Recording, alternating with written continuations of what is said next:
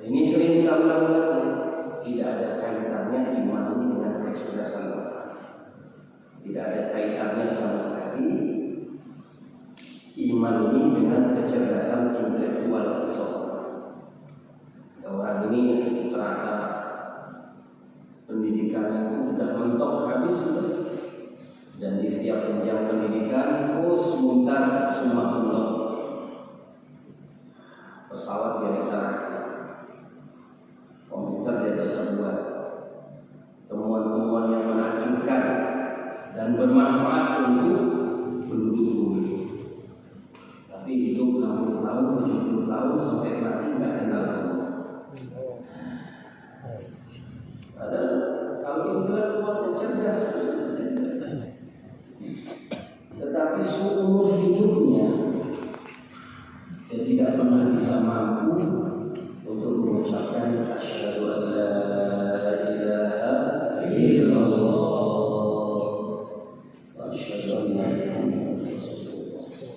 Paparan berjam-jam dia bisa buat, penyampaian yang rumit-rumit dia bisa sampaikan, tapi untuk ucap kalimat yang simpel ini dia tidak pernah mampu. Karena memang Allah Ta'ala tidak hadiah kalimat ini tidak ada. Dan Allah Ta'ala tidak hadiahkan kalimat ini untuk lisan. Lisan tidak dihadiahkan kalimat. Jadi ini mutlak Allah Ta'ala. Allah mengatakan sudah dikasih hadiah paling besar yang iman dihargai. Jangan dikotori, jangan kita mencemari hadiah Allah Ta'ala yang paling sempurna. Allah Ta'ala katakan, innal ladzina amanu, orang-orang yang beriman, walam yalbisu imanahum bidzulmin, enggak mencampur adukan imannya dengan kezaliman, ulaika lahumul amn. Dalam suasana yang penting menakutkan, dia tetap tenang dan bersama. Ini orang yang menghargai nikmat iman dan dia tidak kotori imannya dengan kezaliman. Tapi hari ini kalau orang ini mengotori, mencemari nikmat iman ini dengan kezaliman, dalam suasana yang aman pun dia ketakutan. Dalam suasana yang secara umum manusia itu bisa tenang, dia bisa gelisah. Nah, ini sudah sering kita ulang-ulang. Kita sebutkan di sini. Semua asbab tenang, aman, nyaman ada sebenarnya. Kalau ketakutan siang dan malam, paling takutnya nggak pernah bisa tidur, nggak pernah bisa tidur. Ketakutan dengan sesuatu yang nggak wajar ditakuti. Wajar orang kuat, perkasa, hebat, senjata lengkap takut sama anak kecil, sama bayi. Nah ini Fir'aun, raja besar, kuat, tentaranya hebat, senjata lengkap, istananya hebat, bentengnya kokoh, takut sama bayi yang belum lahir. Saking ketakutannya dalam tempo 1 hari membunuh 70.000 bayi dalam 1 hari. Jangan-jangan ini bayi, jangan-jangan ini bayi. Setiap kali bayi, jangan-jangan ini bayi. Ya Allah, itu aja. Aku ternyata itu. Jangan-jangan setiap bayi yang lahir jangan-jangan.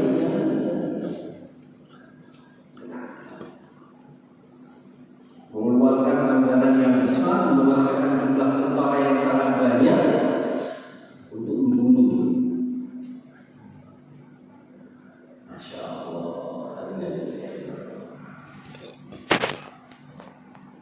Ketika kemudian Musa lahir dan besar, singkat cerita, ada beberapa persoalan. Akhirnya Nabi Musa sempat memukul orang Mesir, orang Kipti, pukul mati. Akhirnya dia pergi jadi buron lagi. Jadi belum lahir sudah buron, tidak besar di masa buron. Bertahun-tahun jadi buron. Nah begitu kita Nabi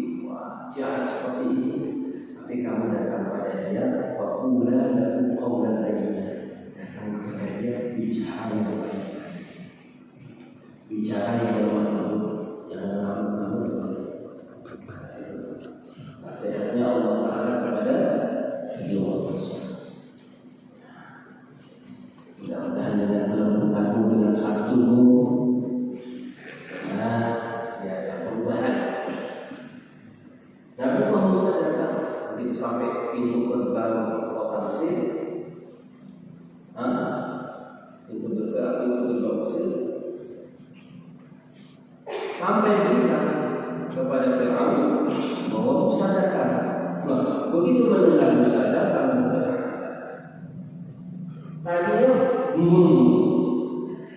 Begitu yang ditunggu datang, malah ketakutan. Firaun ini diceritakan dalam banyak kitab-kitab riwayat-riwayat itu 40 hari sekali orang. Satu hari itu sambil ketakutan dapat berita samudra yang menjumpai dia. Satu hari 40 hari orang. Seharusnya yang dicari datang senang. Kok asbab yang menyenangkan justru jadi membuat dia. Dan yang datang ini orangnya tulus. Orangnya tulus. Dan tidak punya masa. Ekonomi tidak ada. Senjata apalagi cuma modal tongkat. Kayu dua yang dipakai itu ketika dia mengembangkan bisnis. Itu capek semua itu. Hari ini mulia Allah Taala sudah kembali kita syukur atas nikmat iman. Kata Nabi Muhammad sallallahu alaihi wasallam, karena fitnah di akhir zaman yang begitu dahsyat, kamu akan menjumpai manusia seperti yang beriman, suri dia sudah kafir. Kamu bertemu dengan seseorang di petang hari dia masih beriman, kamu jumpa dia sebagai orang mukmin, pagi-pagi bisa jumpa dia sudah kafir. Alhamdulillah dari paginya masih sujud sampai petang ini juga masih dihadiahi sujud oleh Allah. Tidak termasuk orang yang mati iman seperti kami, tidak termasuk orang yang suri beriman waktu pagi sudah kafir. Syukur lagi dihadiahi nikmat oleh Allah Taala. Di antara alamat iman itu sahih, yakin itu sahih, maka yakinnya akan membuahkan amalan. Jadi kita sholat sedikit 3 amal. Nanti ketika jumpa Allah Taala sebelum ditanya yang lain-lain, hanya sholat amal, hanya kita sholat. Kemudian Allah menjadikan kita lagi satu nikmat, jadi umat yang mulia Nabi Muhammad Rasulullah Muhammad sallallahu alaihi wasallam. Artinya dimuliakan oleh Allah Taala. Semua malam Ahad yang lalu kita sudah ngaji sampai kepada maqalah Al-Imam Ibnu Athaillah As-Sakandari bab tentang kita arada ayyuhillahu Allahu alaika qala wa sadaqaika.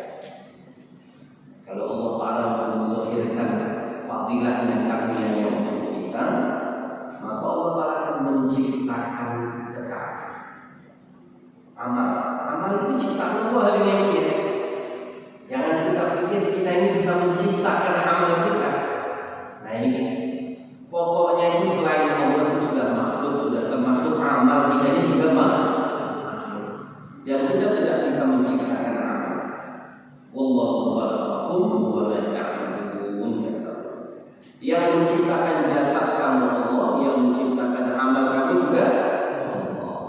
Khalaqakum, Allah yang menciptakan kamu. Wa ma ta'malun, dan amal-amal kamu. Kita ulang sedikit ya, kita ulang sedikit maqalahnya. Nah, beliau mengatakan begini, Fadlullah Ta'ala alim, karunia Allah Ta'ala besar. Baida Allah yang yuzhiru 'alaika khalaqa laka at-ta'ah. Kalau Allah Ta'ala menghendaki kebaikan kepada kamu, mau menzahirkan karunia kepada kamu, pertama sekali Allah akan menciptakan ketaatan, dan ketaatan itu dihadiahkan kepada kamu. Allah mengkaruniakan kita ketaatan. Jadi sebenarnya ketaatan kita ini adalah pemberian. Nah, ini asas dari Allah. Ini kita garis bawah. Sholat kita adalah hadiah Allah. Rukuk dan sujud kita ini adalah hadiah Allah. Kalau kita puasa, amalan puasa kita ini juga adalah hadiah Allah. Ada orang lebih kuat dari kita, lebih sehat dari kita. Nah, kok nggak sanggup puasa? Nah, orang lebih kuat dari dia, lari lebih kencang dari dia, beban yang bisa angkat itu lebih dari dia. Tapi udah sujud nggak mampu, nggak kuat.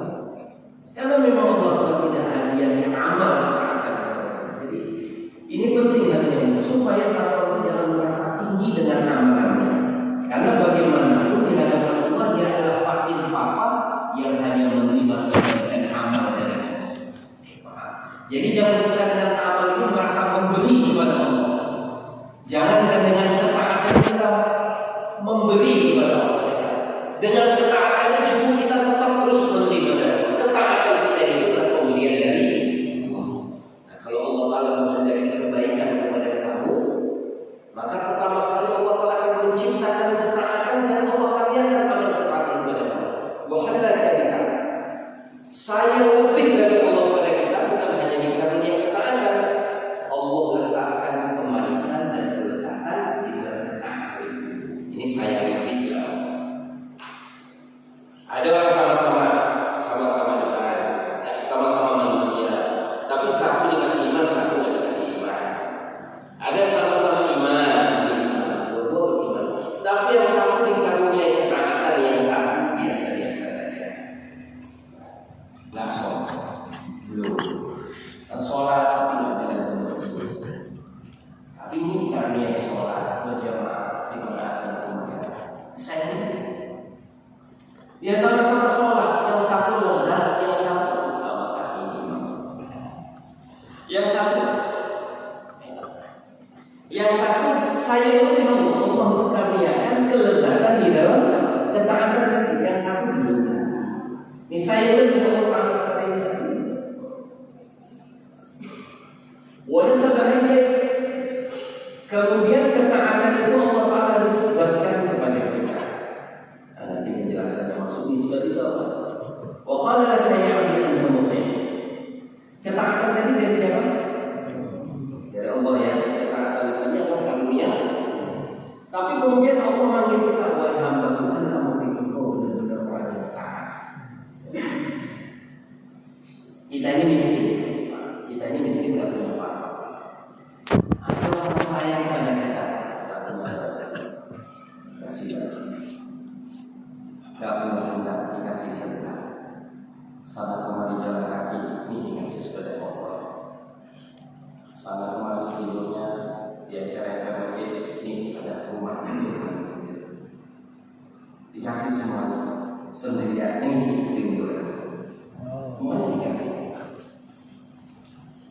Ya, padahal tadinya dia miskin. Satu orang itu dikasih. Kemudian orang yang kasih bilang,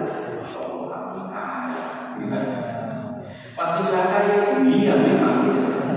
Atau malu gimana? Yang bilang sudah kaya. Pas dibilang gitu gimana? Malu mesti. Ketaatan siapa yang beri? Allah. Tahan lama-lama sholat yang ngasih siapa? Sanggup mengeluarkan harta untuk saudara pada nantinya payah yang mengaruniakan amal saudara itu juga Allah semuanya yang kasih. Kemudian Allah juga yang panggil kita, ya aku yang bakal antara kamu betul-betul taat. Kalau dibilang wahai hamba-Ku, engkau ini betul-betul telah menerima banyak kebaikan dari wajar ya? Karena sudah diberi semua, tetapi ya abdi anta muti' wa ya rabb kamu betul-betul taat. Kayak tadi bahwa abang betul-betul taat ya kan bagaimana? Ya orang yang paham itu semua dari Allah ketika dikatakan Allah mengatakan ini nasabah Allah Taala nisbatkan semua ketaatan kelezatan dalam hati itu kepada kita. Anta muti' engkau ini benar-benar taat. Anta muttaqi engkau ini betul-betul takwa. Anta mujtahid engkau ini betul-betul sungguh. Anta amil engkau ini betul-betul pekerja seperti bukan aku akan beri semua ganjaran atas semua ini, atas ketaatanmu.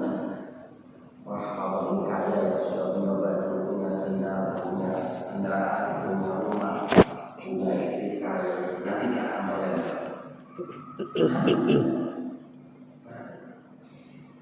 Tapi orang yang nggak paham negara ini, wah abang lupa, abang betul takwa, iya abang belajar takwa kemari, abang ini betul-betul Iya, kalau belajar kemari dengan lain-lain. Ya orang nggak paham kalau sebenarnya dia pakai nggak punya apa-apa, semua yang ada adalah pemberian. Ini nggak kita lanjutkan lagi Pak ya, mundur lagi nggak sampai.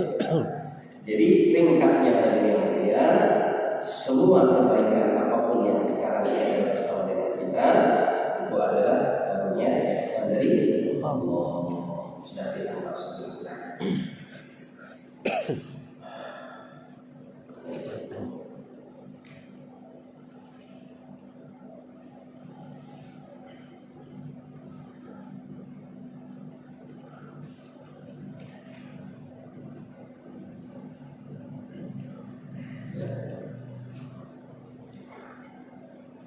Maqalah berikutnya, Bismillahirrahmanirrahim. Maqalah balaka syai'un mithla al-idtirab wa la asra bil mawahib ilayka mithla dhullati wal iftiqar.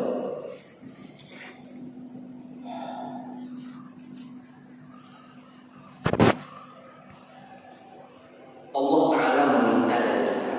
Tidak ada yang dikehendaki oleh Allah dari kita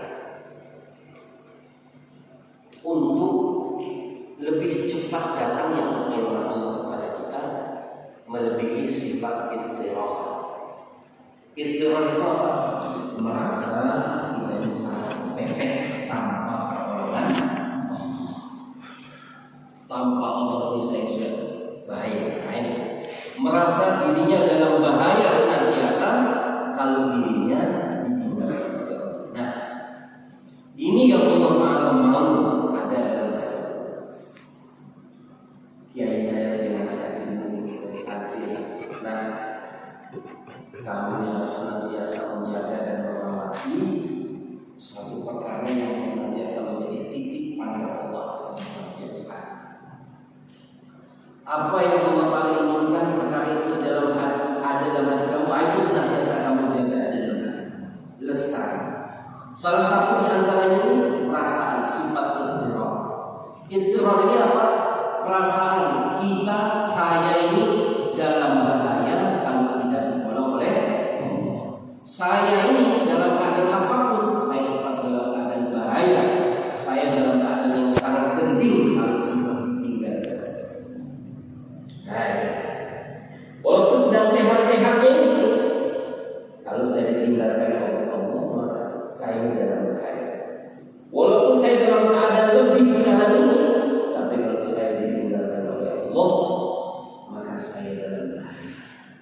Walaupun sekarang ini sedang mengeluh-elukan, semua orang mencintai saya, semua orang membela saya, tapi kalau Allah Ta'ala melukai saya dalam bahaya. Ini perasaan ini Allah Ta'ala kehendaki agar senantiasa ada. Wala asra'u bil mawahib ilayka mithla dhullati wal iftiqar. Dan demikian juga untuk menjadi sebab datangnya pertolongan Allah, karunia Allah yang lebih besar kepada kita, ada dua perkara lagi setelah ittirah tadi, apa? Dhullati wal iftiqar. Merasa diri kita ini hina di hadapan Allah dan merasa kita ini fakir di hadapan Allah. Di hadapan Allah kita tidak punya apa-apa. Tiga perkara: ittirah, dhullah, dan iftiqar. Merasa kepepet, merasa dalam bahaya, merasa dalam genting tanpa Allah, dan merasa fakir, merasa hina senantiasa di hadapan Allah. Ini tiga perkara ini Allah sangat menghendaki lestari dalam hati. Dan tiga perkara ini juga menjadi sebab cepatnya datang pertolongan Allah. Sebab datangnya pertolongan Allah cepat dari atas sebab cepatnya mustajab doa. Ini penjelasannya seperti ini dari Al-Imam Ibnu Ubaid. Ittirabul 'abdi wa akhassa wasafi 'ubudiyyah. Ittirab, merasa dirinya dalam bahaya genting tanpa pertolongan Allah. Ini adalah sifat yang paling spesial dari seorang hamba yang sempurna sifat penghambaannya kepada Allah. Walidzalika lam yutlab min al-'abdi syai'un ajallu minhu.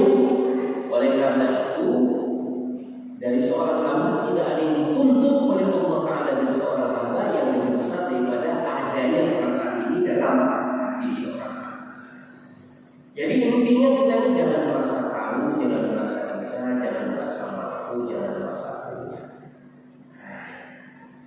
Kita ini harus merasa lemah, merasa tidak tahu, merasa tidak mampu. Ya kan intinya puncaknya saya ini bukanlah apa-apa.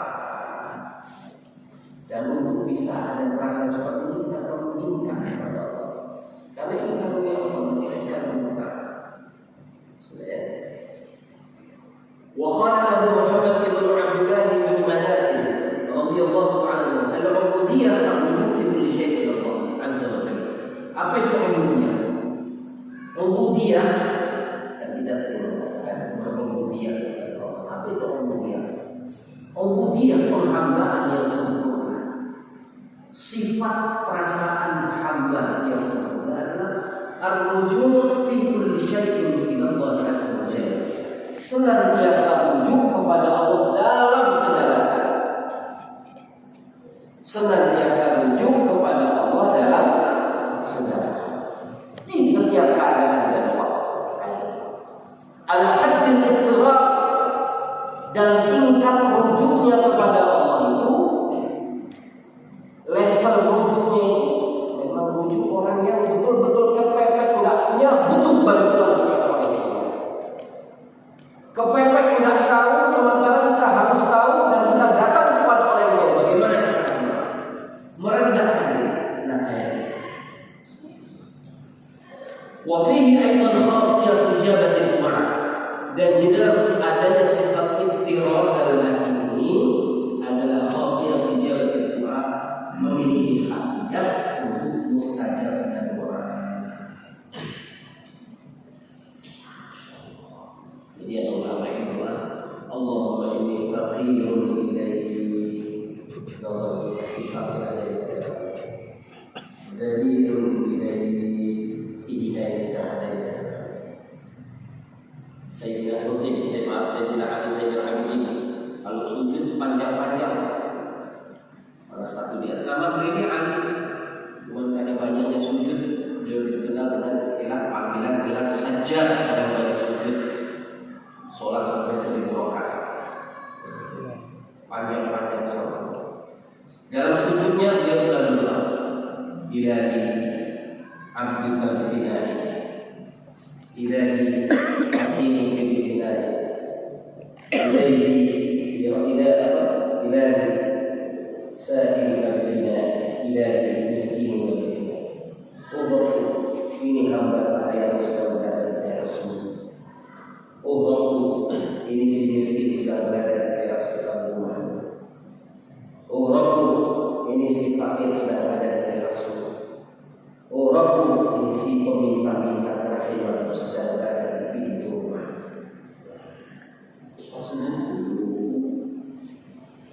Jadi betul-betul meminta di hadapan Allah dengan sifat dan perasaan kepepet. Enggak punya apa sementara kita perlu. Nanti jika kepepetnya itu seperti apa nanti disebutkan. Sebagaimana firman Allah Taala, "Amma yujibul muqtarra idza da'ahu wa yakshifu as-su'." Allah Taala berfirman, "Amma yujibul muqtarra idza da'ahu." Siapakah yang akan mengijabah doa permohonan orang yang muqtir? Orang yang punya sifat ittirar yang betul-betul dalam kepepet, tidak da'ahu apabila dia berdoa kepada Allah. Wa yakshifu as-su' dan akan mengangkat keadaan yang buruk dari diri. Wal ittirar al-matlub minhu.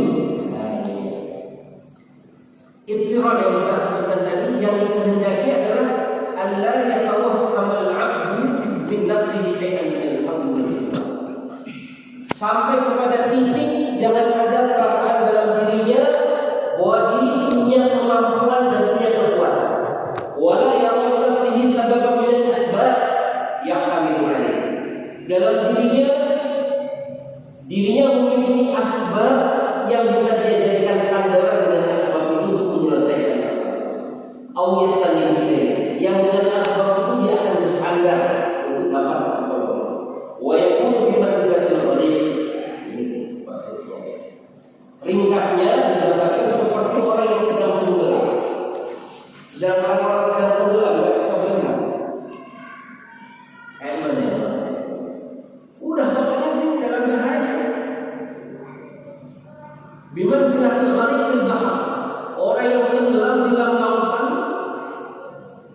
Di lautan lepas, ombaknya tuh dia terombang. Orang kayak ini kalau minta itu dengan seperti apa? Perasaan dia kayak apa? Nggak ngandalkan daya kakak kayak itu bukan. Kalau di tengah samudra, ombak sendirian. Awit dhalimin, orang tersesat jalan, kehausan, kelaparan, mau mati di padang pasir tandus, kanan kiri depan belakang gak tahu mana ujungnya. Orang kayak ini gimana? Memang sudah nggak ada apapun yang diandalkan. Al-faqru la yughniya fihi illa maulah. Seperti seorang fakir yang dalam penyelesaian masalah kekurangannya tidak ada yang lain selain majikannya. Wala yaqulu najatihi min halqati ahadin siwa. Demikian juga tidak ada yang bisa menyelamatkan dirinya dari kehancuran kebinasaan kecuali majikannya. Nah, seperti inilah perasaan ikhtiar yang dikehendaki oleh Allah ada dalam hati kita. Makanya hanya diberikan oleh Allah ada satu doa diajarkan oleh Nabi Muhammad sallallahu alaihi wasallam. Ya Allah, aku minta kepadamu dengan permintaan seorang yang sedang tenggelam, yang tidak ada satupun yang menolong dan tidak ada benda apapun yang bisa dia pegang. Nah, dengan keadaan seperti orang yang seperti inilah aku meminta kepada.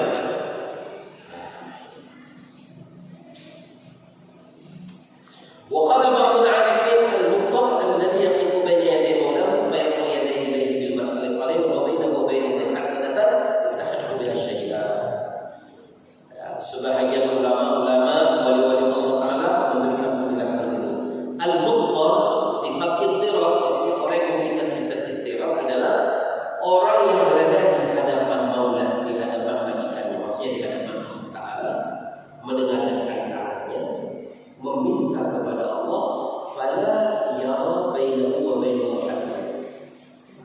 Enggak ada kebaikan yang bisa dia andalkan antara dia dengan Allah, enggak ada. Memang dia ya Allah, aku sudah sholat, aku sudah puasa. Sampai kebaikan yang dia amal pun dia enggak bisa andalkan. Toh yang dia andalkan bukan adalah kerahiman Allah. Sampai di titik. Bukan hanya saya enggak bisa, saya enggak berdaya, saya enggak punya. Bahkan ketaatannya itu pun dia merasa belum bisa diandalkan di hadapan Allah. Yang dia andalkan semata-mata ya Allah dengan kerahimannya. Itu saja. Itulah muttarul hakiki. Orang yang memiliki sifat ittirar yang hakiki. Makanya ada satu doa lagi yang diajarkan oleh Nabi. Doa-doa yang diajarkan oleh Nabi, doa-doa Rasul diajarkan oleh Nabi. Semuanya pengajaran Allah. Semua adalah tabiat sifat hamba. Allahumma maghfiratuka was'a'un. Ya Allah, benar dosaku banyak, alangkah banyaknya dosa. Begitu banyaknya dosa ini, kalau setitik dari dosa ini diangkat, diletakkan pada siang yang terang benderang akan menjadi gelap gulita seketika. Begitu dahsyatnya dosa-dosa ini ya Allah, dosa-dosa hamba ini. Kalau setetes dari dosa hamba ini diletakkan di samudra kasturi, itu samudra kasturi jadi busuk air. Sampai sebegitu tahap dosa hamba. Tapi walaupun seperti ini dosa hamba ya Allah, aku yakin pintu ampunanmu lebih luas dari tumpukan dosa-dosaku. Wa rahmatuka arja'indi min amali. Ya Allah, kasih sayangmu, kerahimanmu itu lebih aku andalkan, lebih aku harapkan daripada amalku sendiri.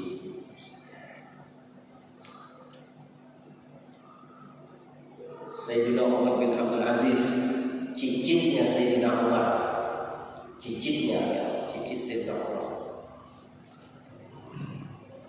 Itu orang yang akhir hayatnya ajib, orang yang ketika meninggal dunianya, beliau itu tiba-tiba duduk sakit, udah berat, sudah basah, tidak koma, tiba-tiba siuman dulu, sambil memandang ke satu arah, bimithli hada falyamalil 'aqil.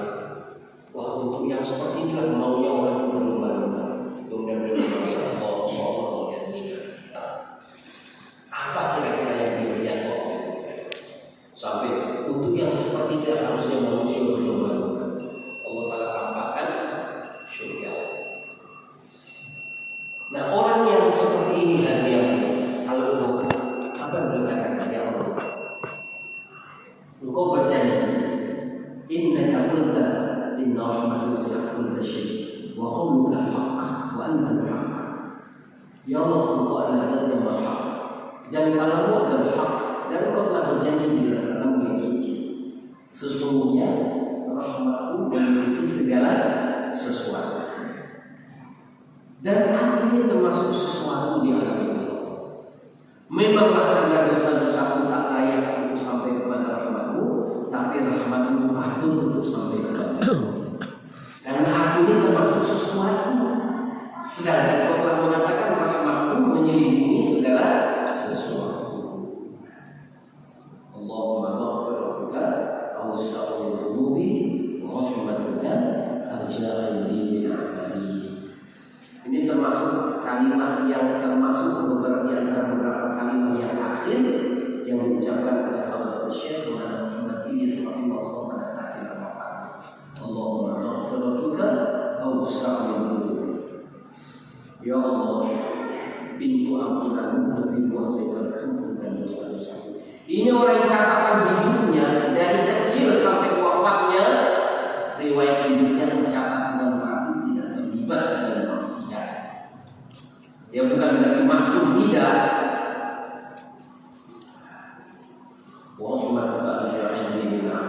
Orang yang sepanjang hidupnya, nafasnya, keringatnya, lapar dahaganya, semuanya untuk agama, untuk perjuangan dan pengorbanan untuk agama, tapi akhirnya beliau mengatakan kasih sayang rahmat itu lebih aku andalkan daripada amal.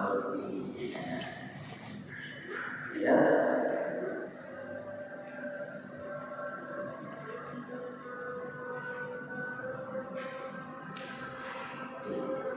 Itu mukor, orang yang memiliki sifat keteror yang hakiki, orang yang berada di hadapan Allah, mengendalikan tangannya, meminta kepada Allah, dan dia tidak merasa ada sesuatu yang patut dia kemukakan yang dengan ini Allah patut kalau dia tidak ada. Ya hanya karena semata-mata punya hamba-Mu untuk mencipta. Itu saja rahmat Allah ini. Ya Allah, melalui sholat ini terima. Kita memang wajahnya berkiblat dan ada kiblat, tapi hati dengan kami. Bagaimana sholat yang kayak gini kita mengandalkan di hadapan Allah? Bagaimana? Istilahnya ini sudah di hadapan Allah pun hati masih belum bisa berada. Coba kita duduk di hadapan pembesar, kita perlu waktunya sedikit. Itu orang sibuk, orang besar, waktunya mahal. Kita ini orang dari kampung, mau jumpa dia minta waktunya ya. Kalau misalnya orang baik, dia dikasih waktu.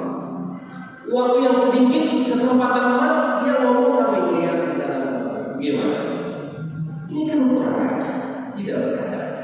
Sebenarnya kalau kita mau jujur selama ini ya kayak gitulah butuh sholat kita di hadapan Allah. Sholat yang kayak gini yang mau kita harapkan menyelesaikan masalah dunia akhirat. Nah, haus 2 rakaat kita, 10 rakaat kita, mungkin 100 rakaat kita belum bisa mendatangkan sebutir kurma. Bagaimana mau menyelesaikan masalah akhirat kita? Makanya orang yang betul ini muktar al-hakiki ini, dia nggak berani mengungkapkan amal itu. Dia mati. Memang amal sudah kita buat, tapi belum seperti yang Allah minta. Kalau mau mengungkapkan dengan ini, ya Allah bantulah. Seperti orang pergi ke toko mobil, minta mobil mewah, bawa 500 rupiah. Bawa 500 rupiah. Pak, saya mau mobil ini. Bawa 500 rupiah. Yang punya toko langsung manggil siapa? Keluarga.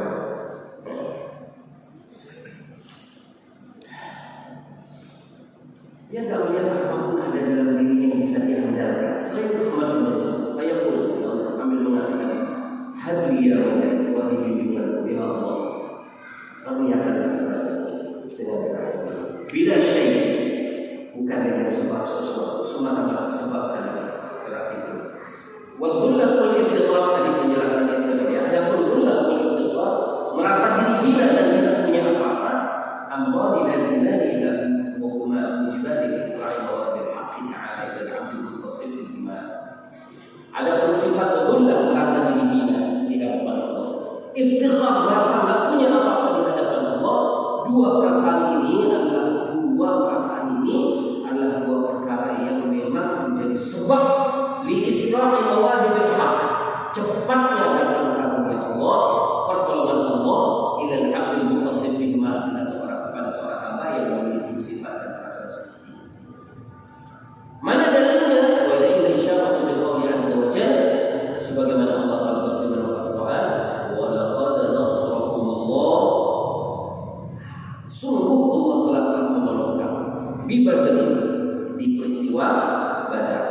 Wa antum adilla, ketika itu kamu betul-betul merasa diri kamu lemah, hina. Bayangkan 1000 pasukan lengkap, kenyang, kuat, senjata lengkap, armada lengkap, logistik lengkap. Sementara dari sini 300 orang lebih, 313 pendapat yang masyhur, dalam keadaan enggak punya kendaraan, perisai enggak cukup, senjata enggak ada. Sebagian besar sahabat pun enggak ada perasaan.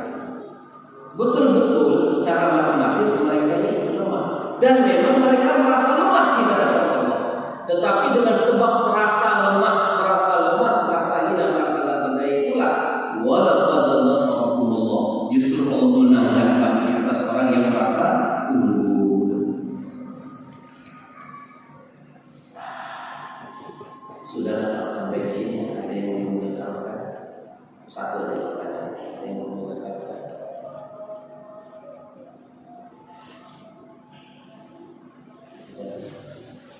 Kalau nggak ada,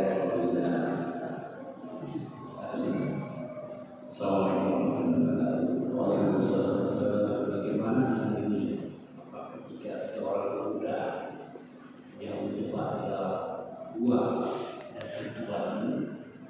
mereka itu menyarankan amalan-amalannya minta kepada Allah. Kisah tentang 3 orang pemuda yang diceritakan oleh yang mulia dari Baginda Rasulullah Muhammad Sallallahu Alaihi Wasallam ini termasuk dalam kitab Bukhari, dalam kitab Sahih Bukhari, dan ini terjadi dalam kehidupan zaman Bani Israil. Yang satu, ketika mereka minta pertolongan kepada Allah, bertawassul dengan amal. Ini cerita tawassul dengan amal. Yang pertama, beramal dengan amalan takwa di dalam muamalah. Ada satu orang majikan, dia punya pekerja, belum sempat mengambil upahnya, dia sudah pergi. Upahnya ini dipegang terus sama majikannya. Sekian tahun kemudian orang ini datang lagi. Masih ingat dengan saya? Saya datang mengambil upah kerja saya dulu. Kan gitu ceritanya. Kamu lihat itu ribuan kambing-kambing itu, ya. Ternak-ternak itu, ya. Dengan penjaga-penjaganya budak-budak saya, itulah upah. Saya merasa, Pak, jangan mengejek, Pak. Jangan mengejek. Iya, Pak. Dulu tak upah saya cuma beberapa dirham saja. Begini ceritanya. Saya itu merasa susah megang uang kamu itu terlalu lama. Akhirnya sudah saya berikan kambing, kembang-kembang saya berikan budak saya penjaganya, kembang-kembang saya banyak. Itu menyambung. Tapi coba amati betul doa pemuda ini ketika doa. Ya Allah, sekiranya amal ini Engkau terima sebagai amal yang makbul. Jadi ternyata harapan itu juga penerimaan dari sekiranya amal ini Engkau terima sebagai amal yang ikhlas, amal yang makbul, maka selamatkanlah kami dari bahaya kematian di dalam keluarga ini.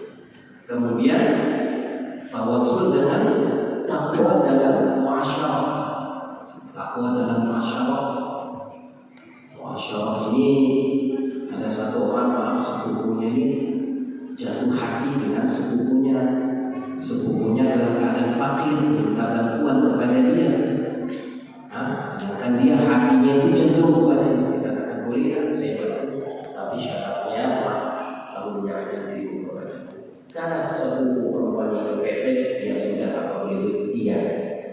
maka berikan ini waktu. Apabila sudah diberikan waktu pada sepupunya perempuan, maka beliau mengatakan ada tetap juga. Apa kamu tak takut sama Allah? Jadi terima waktu. Apa kamu tak takut sama Allah? Apabila aku mendengar ucapan sepupu itu wanita yang di mana uang sudah di tangan mereka, tiba-tiba aku masih takut, masih malu kepada Allah. Maka kemudian aku tinggalkan dia, padahal aku telah menguasai dia. Dan ada pun pemberian itu sudah aku berikan begitu saja, tidak minta dikembalikan. Kalau tadi kan ada kompensasinya, lebih dia memberikan dirinya, ini sudah yang aku lakukan. Ya Allah, sekiranya apa yang aku lakukan ini Engkau terima sebagai amal yang ikhlas. Jadi tetap sandarannya kepada penerimaan Allah. Penerimaan Allah. Jadi kalau kita amalkan betul doa pemuda-pemuda, amal dia buat, tetapi apa ya? Puncak harapan pertolongan Allah itu sekiranya amal ini engkau terima sebagai amal yang makbul. Jadi intinya penerimaan Allah, kerahiman Allah. Dan satu lagi puncaknya takwa di dalam akhlak. Satu orang bukan kerjanya mengolah susu, dia punya istri, punya anak, orang tua masih hidup, dia doa. Tadi doa pertama Allah Taala tolong, doa kedua Allah Taala tolong bergeser ini. Bagi yang kedua, kemudian ketiga ya Allah, aku ini tukang mengolah susu, dan setiap penghasilan yang aku dapatkan, aku pulang membawa susu, aku tidak berikan kepada keluargaku sebelum diminum oleh ayah dan ibu. Akhlak, takwa dalam akhlak. Jadi takwa dalam muamalah, takwa dalam muasyarah, takwa di dalam akhlak. Nah, ketika aku kemalaman pulang, orang tua aku sudah tertidur, anakku kehausan, minta susu, tapi aku sudah dekat. Apa yang aku dapatkan rezeki dari Allah ini belum aku berikan kepada anakku sebelum kedua orang tuaku, maka aku nunggu sampai orang tuaku terjaga, jelang fajar baru terbangun aku berikan, sampai anakku ini tidur dalam keadaan kehausan, capek nangis ketiduran. Setelah orang tuaku jelang fajar bangun, aku beri minum baru aku berikan kepada. Ya Allah, sekiranya amal ini engkau terima, dia tidak mengatakan ya Allah dengan amal ini selamatkan aku. Tidak, paham ya? Agak sedikit halus. Ya Allah dengan amal ini terima, tidak ya Allah sekiranya amal ini terima. Maka setiap kali kita selesai amal, mintalah kabul daripada Allah. Ya Allah terima, walaupun kalau standar terima tidak terima. Nggak patah lagi amal, nggak patah, nggak dapat stempel itu, nggak dapat stempel. Tapi Allah nggak layak, terimalah dengan kerahiman. Jadi sebenarnya yang jadi harapan andalan ketiga pemuda ini, walaupun mereka mengemukakan amal yang mereka buat, tetapi yang menjadi puncak harapan mereka untuk diselesaikan yang mereka dari bahaya tulisan tetap adalah kerahiman Allah. Sikit aja pengalaman sebelum itu aja. Ini Pak ya. Allah Subhanahu wa taala ini di antara dalil betapa pentingnya ada sifat ittiram, dhullah dan iftiqar. Laqad nasarakumullahu bi badrin wa antum adillah. Ingat betul itu. Tatkala Allah Taala benar-benar menolong kamu di Badar wa antum adillah, ketika Allah melihat hati kalian penuh perasaan dhullah, merasa lemah, merasa tidak berdaya, sehingga apa yang mereka sebutkan ya hayyu ya qayyum ya hayyu ya qayyum ya hayyu ya qayyum. Jadi bagus nih amalan ini. Nabi juga diajarin Jibril alaihissalam. Jadi apa setiap kali Nabi dalam menghadapi masalah genting berat, Jibril akan menampakkan dirinya, mengingatkan ya Muhammad qul, mereka kasih Allah Nabi Muhammad ucapkan ya hayyu ya qayyum ya hayyu ya qayyum ya hayyu ya qayyum bi rahmatika astaghith. Wahai Zat yang Maha Hidup, Maha Kuasa,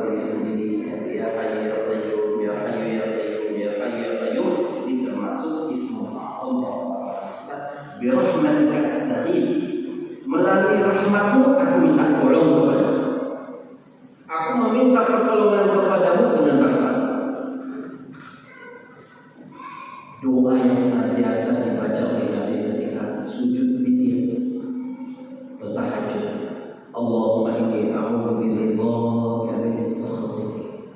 Ya Allah, aku berlindung dengan keridhaan-Mu dari kemurkaan-Mu. Bukan ya Allah, aku berlindung dengan amalku dari kemurkaan Kita. Nabi full amalnya. Ada nggak satu besar nafas Nabi yang situ tidak ada amal? Tidak ada. Bukan hanya amal ideologi, semuanya perjuangan untuk umat. Tarikan nafasnya, besar nafasnya, setiap langkahnya, kelimpatannya, buka kejematannya, tutup atau diamnya Nabi, semuanya perjuangan. Tetapi ketika beliau berlindung dari kemurkaan Allah, tetap dengan keridhaan Allah. Haji Allah wa bi mu'afiyatika min 'uqubatik. Aku berlindung dengan afiat-Mu dari azab-Mu. Wa a'udzubika minka. Intinya aku berlindung dengan-Mu dari, maksudnya berlindung dengan rahmat-Mu dari kemarahan, dari keridhaan-Mu, dengan keridhaan-Mu dari kemurkaan-Mu. La tuhsi thana'an 'alaik. Aku minta ampun kepada-Mu ya Allah, karena aku tidak bisa mempersembahkan sanjungan pujian kepada-Mu sebagaimana layaknya Engkau memuji diri-Mu sendiri. Aku enggak mampu mempersembahkan pujian sanjungan sebagaimana Engkau memuji diri-Mu sendiri. Sampai Nabi itu minta ampun atas perkara ini. Bahwa kita sudah diajari cara tahmid itu enggak sempat puji Allah. Alhamdulillah enggak sempat. Pas makan, cocok makan, bismillah lupa, alhamdulillah hilang. Anta kama afnaita ala nafsi. Pokoknya Engkau ya Allah sebagaimana yang Engkau memuji dirimu. Penyerahan total Nabi kepada Allah. Nabi menyerahkan total sepenuhnya kepada Allah. Mengenai perlindungan dirinya dari kemurkaan Allah diserahkan melalui keridhaan Allah seperti itu. Bahkan untuk memuji Allah pun ringkasnya kalimat Nabi yang paling akhir apa? Anta kama afnaita ala nafsi. Engkau pokoknya ya Allah sebagaimana yang Engkau telah memuji dirimu sendiri. Seperti itulah Engkau ya Allah. Sampai ke tingkat itu. Ya amal ya kali ya. Sudah hafal? Boleh dicatat atau boleh direkam.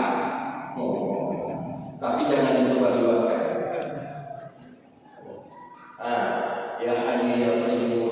Ini sepanjang malam Nabi sujud sampai ridahnya jatuh. Ya Hayyu ya Qayyum, ya Hayyu ya Qayyum, ya Hayyu ya Qayyum. Kalau kita kepepet pun baca ini. Kalau kita menghadapi kesulitan genting, baca ini. Yang sudah diputuskan positif, baca ini. Pak, hasilnya positif. Pak, harus tutup ya Hayyu ya Qayyum. Biarlah ketika astagfirullah, aku minta tolong kepada-Mu ya Allah. Aslih li sya'ni kullahu. Ya Allah, perbaikilah segala urusanku total semuanya. Aslih li sya'ni kullahu wa la takilni ila nafsi. Ya Allah, janganlah sampai Engkau serahkan diri, jangan sampai Engkau serahkan aku kepada hawa nafsu walaupun sedetik. Kalau sempat Allah lepas tangan, sudah Kau uruslah dirimu sendiri. Sedetik aja, hancur kita. Sekuat apapun kita, secukup apapun kita, secerdas apapun kita, kalau Allah lepas tangan sedetik aja, Kau uruslah jantungmu sedetik aja. Kau uruslah ginjalmu, urusan ginjalmu, yang lain masih urus, ginjalmu yang usahakan kepadamu. Habis kita, habis. Seluruhnya total dari kehidupan kita, Allah yang pegang, Allah yang pegang semua. Sedetik aja bahagian terkecil dari diri kita, mengurus diri kita sendiri binasa. Ain ya Hayyu ya Qayyum ya Hayyu ya Qayyum ya Hayyu ya Qayyum. Rahmatika astaghfir. Dan doa ini diajarkan kepada istri Sayyidatina Aisyah radhiyallahu anha. Termasuk tadi. Ini berkaitan dengan ikhtirah, dhullah dan ikhtirah, perasaan hamba. Ini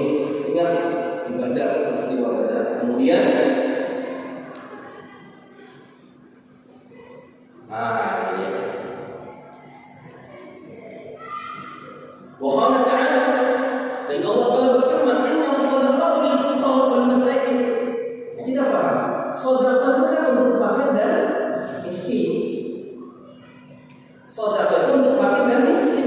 Ketika Allah Taala melihat ada sifat al-faqr, iftiqar, adalah keinginan dalam diri kita, merasa dihina, maka pemberian Allah.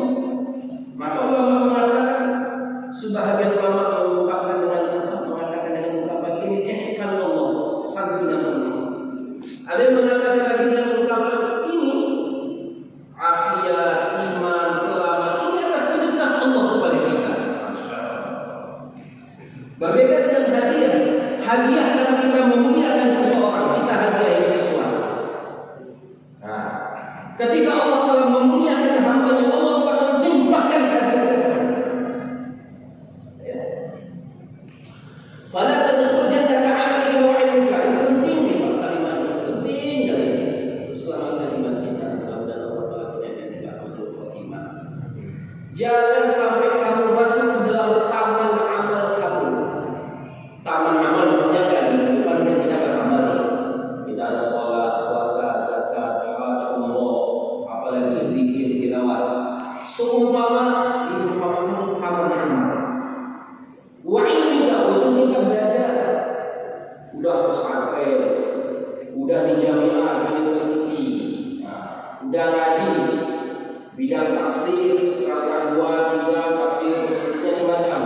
Jangan kamu masuk dalam taman amal dan ilmu kamu, wa ma'tika min nuril fathih, bahkan ketika kamu masuk dalam taman cahaya dan karunia Allah, kebenaran yang kamu terima, fataqul, tapi kemudian kamu mengatakan kama qala man khudhil, kamu mengatakan seperti orang yang telah dihinakan oleh Allah, yang diceritakan dalam surah Al-Kahfi.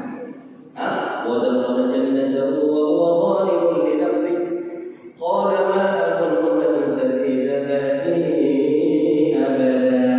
Karena ada dua jenis manusia dalam surah Al-Kahfi disebutkan. Yang satu masuk taman, memang taman ini luas, panennya hebat. Begitu dia masuk, ini nggak akan gagal selama-lamanya. Ini kan nggak akan rontok lagi. Anta bima, wa ma adunnu an tabida hadhihi. Selama-lamanya kebun ini akan jadi yang terbaik. Nggak akan binasa-binasa lagi. Ini hinaan oleh Allah. Ceritakan dalam Al-Quran.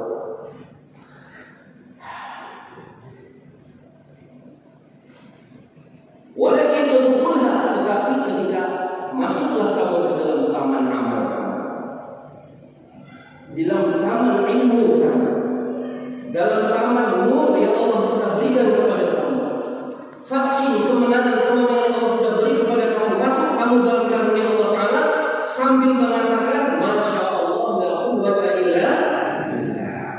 Ini orang jenis yang kedua.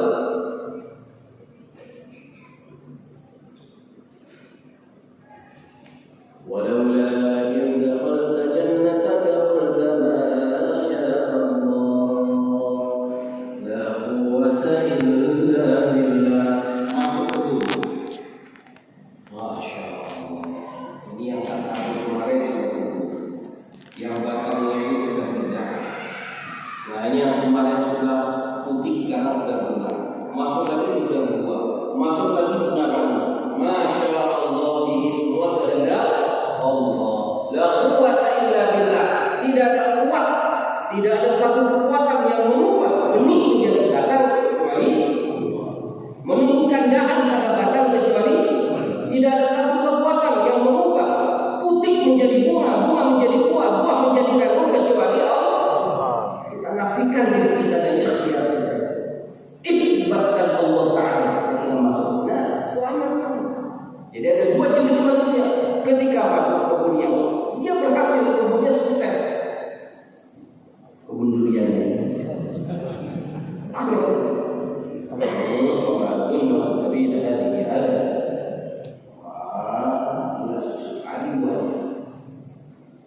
Ya, tapi pas kita masuk, masya Allah, putih, masya Allah,